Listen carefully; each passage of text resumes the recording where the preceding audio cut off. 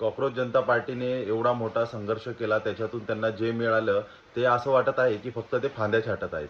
मुळामध्ये फांद्या छाटण्यापेक्षा त्यांनी मुळातच घाव घातला पाहिजे. का? हे मी या व्हिडिओमध्ये समजवतो. कारण की हे आता काय करत आहेत की जे मंत्री आहेत त्या मंत्र्यांनी ज्यांनी चांगली कामं नाही केली आहे, भ्रष्टाचार केला आहे किंवा अशी गोष्टी आहेत की ज्या मंत्र्यांना आपण टार्गेट करू शकतो, फक्त त्यांना आपण टार्गेट आहे.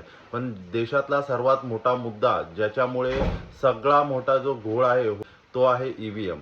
जर ह्यांनी ईव्हीएमला टार्गेट केलं आणि ईव्हीएम बॅन केलं, कारण की तुम्ही विचार करा, जितक्या पण पार्ट्या आहेत त्या सगळ्या पार्ट्यांचं म्हणणं आहे की ईव्हीएम आम्हाला नको आहे. ज्या निवडणुका आहेत ते बॅलेट पेपरने झाल्या पाहिजे. तरी पण मतदान आयोग आहे ते मतदान आयोग ईव्हीएम वरती अडलेला आहे. की का ईव्हीएम वरती हे लोक एवढे अडलेले आहेत? बॅलेट पेपरने तर ह्याच्या अगोदर कित्येक वर्ष मतदान होत होतं, तरी सुद्धा आता फक्त ईव्हीएम वरती होत आहे. सर्वात मोठा जर ह्या लोकतंत्राचा शत्रू जर कोणी असेल तो ईव्हीएम आहे.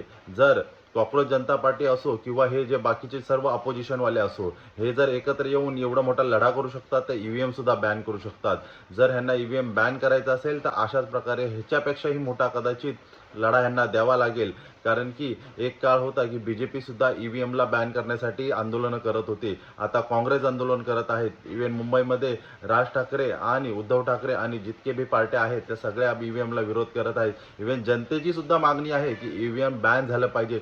तरी पण हे ईव्हीएम वरती इतका मोठा आंदोलन होत नाही. ईव्हीएम वरती मोठं आंदोलन झालं पाहिजे, कारण की ईव्हीएम मुळे खरोखर घोळ होऊ शकतात.